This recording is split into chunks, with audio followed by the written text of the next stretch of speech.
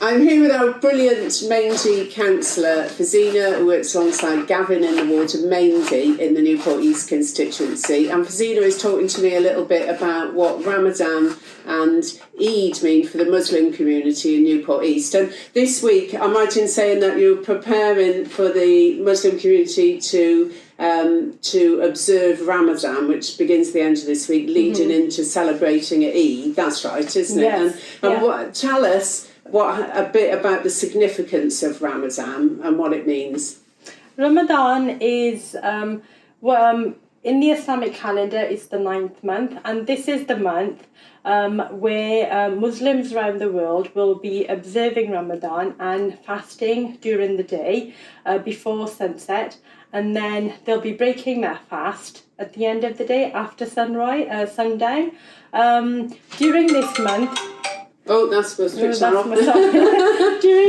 During this month, Muslims, they give a lot of charity. It's one of the 5 pillars of Islam, Ramadan, and we refrain from any bad deeds. We refrain from anything which wouldn't be acceptable during the month of Ramadan. So, and this is a very happy time for Muslims where they get together with their family and their friends, and they and the community. Most of the community, they go to the local mosques, and they go and pray with the rest of the community, and also break their fast there. And how long are you fasting for? Tell us that bit. Right, so the month of Ramadan is for 30 days, and we wake up before sunrise, so that would be probably about 4 or 5 o'clock, and then we close. Then there's a time where we have to close the fast before sunrise, the sun rises, and then we break the fast before after sundown. So during that time, we no food is allowed, no drink is allowed, and this is the time where we tend to pray more. So we observe reading the Quran a lot more, and if you can, try and pray 5 times a day in the local mosque.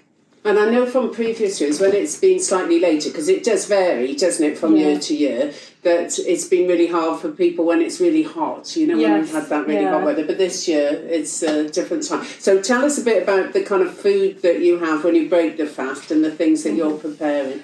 I mean, during the first few days of Ramadan, it's a bit difficult. You do feel hungry. But I think as the days go by, it gets a lot easier. So we prepare food at home, for the family, for our friends, relatives that come over. And then also, we always take food to the local mosque. So our local mosque is the Al Noor Mosque on Harrow Road.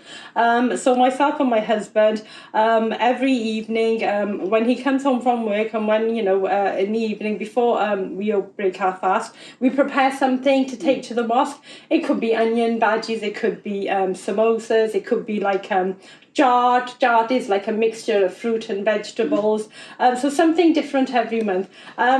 My husband, he's well known for the barbecues. So mostly on the weekends, he does a barbecue. And a lot of the residents, they are very fond of his barbecue. It's a big kind of social thing, isn't it? It is, and it's a very a community thing. Yeah. And so tell us, you mentioned about charitable giving. There's lots of good things that go on in terms of that, in terms of giving to charity, aren't there, and supporting people. Yeah, I mean, that's correct. Charity is another one of the pillars of Islam, and during the month of Ramadan, it is actually the best time to give charity. You get a lot more reward for giving charity during the month of Ramadan, and you're giving, a certain percentage of your earnings. And what happens when you get to Eid then? I've been to a few Eid parties before, and they're brilliant, but what happens at Eid?